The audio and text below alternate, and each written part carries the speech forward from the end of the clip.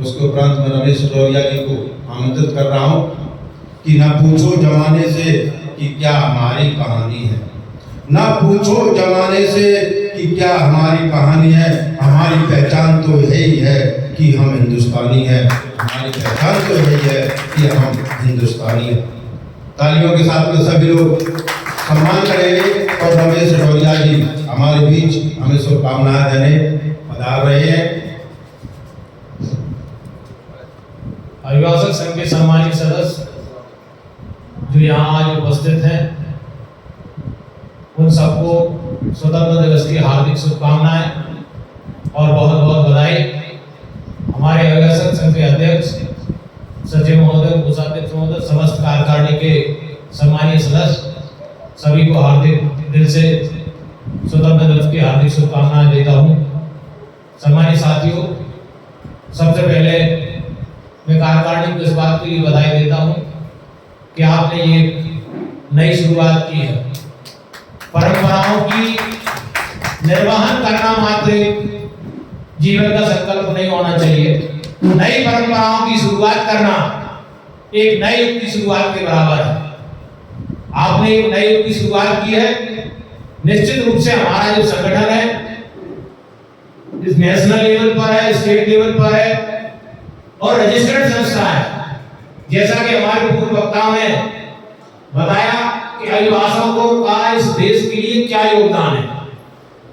भाई, civil rights की रक्षा करना और उनको प्रोटेक्ट करना, हर तरीके से उनको मजबूत बनाना, ये लॉ इस देश में स्थापित है और उस लॉ की सुरक्षा यदि सबसे ज्यादा यदि जिम्मेदारी है तो अधिवक्ताओं की है।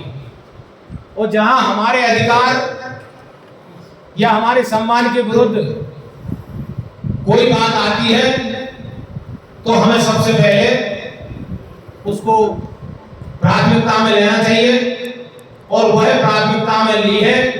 हमारे अध्यक्ष जी ने इसकी शुरुआत की है तो मैं जोरदार उनका स्वागत, वंदन, अभिनंदन करता हूं। क्योंकि इस देश के हर नागरिक को भारतीय संविधान ने अधिकार दिए हैं और यह सुनिश्चित किया है कि वन मैन वन वैल्यू, एक व्यक्ति की एक कीमत इस देश के सिटीजन को प्राप्त है। साथियों, एक राजा जो महल में पैदा होता है, सोने की चम्मच से दूध पीता है, और एक जंगली और असभ्य व्यक्ति जो जंगल में पैदा होता है, उसको बराबर का अधिकार है।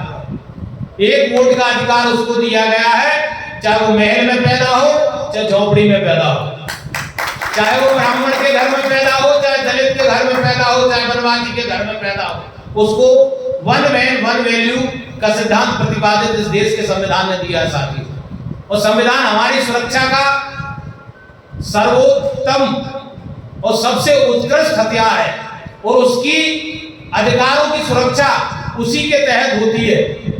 यदि ब्यूरोक्रेट्स या न्यायालय के न्यायाधिकारी यदि मनमानी करेंगे तो सिविल राइट्स में हमको आपको अधिकार है, हम उनको चैलेंज कर सकते हैं और चैलेंज कर देना चाहिए। हमारे आत्मसम्मान के खिलाफ यदि कोई बात होती है तो हम बिल्कुल उसको स्वीकार नहीं करना चाहिए और ना ही स्वीकार करेंगे। भाई, चापलूसी की परंपरा से देश आजाद नहीं हुआ, संघर्ष से देश आजाद हुआ।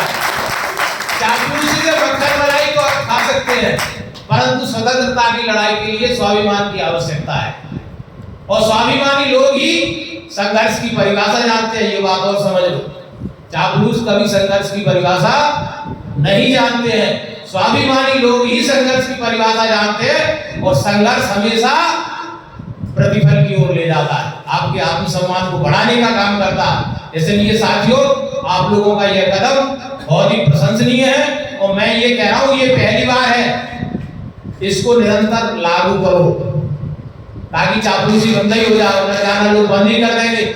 जब रेगुलर यहाँ से मनाया जाएगा और रेगुलर इस काम की शुरुआत हो जाएगी तो फिर आगे सवाल ही हमारी संस्था लगे। हम अपने स्तर से काम करते हैं, आप अपने स्तर से काम करते हैं। जी सर और माय लॉर्ड कहना, कोर्ट में आदमी जाता है, जी सर माय लॉर्ड कहता है, इसके बाद यू आर फ्री और वी आर फ्री। ठीक है, थैंक यू, धन्यवाद। बहुत बहुत धन्यवाद। मैं अगली